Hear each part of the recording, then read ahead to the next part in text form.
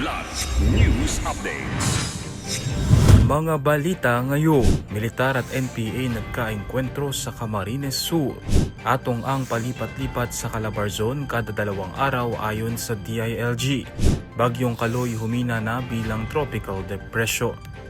Ako po si Cesar Soriano para ihatid ang mga nangungunang balita sa buong kapuluan. Ngayon, Dalawang magkasunod na engkwentro ang naitala sa pagitan ng tropa ng pamahalaan at pinaniniwala ang mga miyembro ng New People's Army o NPA sa Ragay, Camarines Sur, kamakailan. Ayon sa ulat, unang naganap ang bakbakan bandang 1:20 ng hapon ng Mayo 3 sa Barangay Apale habang nagsasagawa ng combat operation ng mga sundalo ng 81st Infantry Battalion laban sa tinatayang 10 armadong rebelde. Muling sumiklab ang engkwentro bandang 3:50 ng hapon habang tinutugis ng militar ang mga tumakas na rebelde. Tumagal ng halos 10 minuto ang magkahiwalay na bakbakan bago umatras ang mga rebelde. Patuloy naman ang operasyon ng militar sa lugar.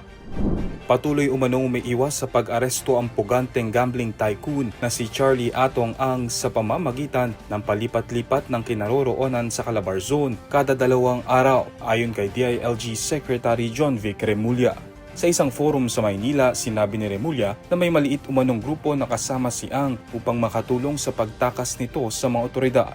Pagsisiwalat pa ng kalihim, muling nakaiwas sa operasyon si Ang matapos magsagawa ng biglaang raid ang PNP tracker team sa isang pinagtataguan umano nito sa Cavite. Sa kabila ito ng mahigpit na seguridad ng operasyon at pinagbawal pa ang paggamit ng cellphone upang maiwasan ang paglabas ng impormasyon. Nahaharap si Ang sa kasong kidnapping kaugnay ng napaulat na pagdukot at pagpatay sa hindi bababa sa 34 na sabongero mula 2021 hanggang 2022. Humina na bilang isang tropical depression ang Bagyong Kaloy na may international name na Hagupit habang patuloy itong binabantayan sa loob ng Philippine Area of Responsibility o PAR ayon sa Pag-asa alas 8 ng umaga ngayong Mayo 10. Huling namataan ng bagyo 770 kilometers east ng Surigao City, taglay ang lakas ng hangin na abot sa 55 kilometers per hour malapit sa gitna at pagbugsong hanggang 70 kilometers per hour habang kumikilos pakandurang hilagang kanduran sa bilis na 10 kilometers per hour.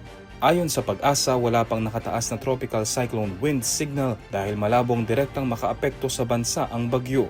Gayunman, posibleng magdulot ng pag-ulan ang trough o buntot ng bagyo sa Albay, Sorsogon at Catanduanes pagsapit ng Martes, Mayo 12. Naasahan namang gaganda ang panahon sa mga nasabing lugar pagsapit ng Mayo 13 at 14. Samantala, patuloy ring minomonitor ng Pag-asa ang isang low pressure area sa labas ng PAR na may mababang chance ang maging bagyo at hindi inaasahang papasok sa PAR. Para sa Kidlat News Channel, ako si Renzo Lenon, nag-uulat. ako po si Cesar Soriano, kasama nyo sa bawat pagputo ng balita.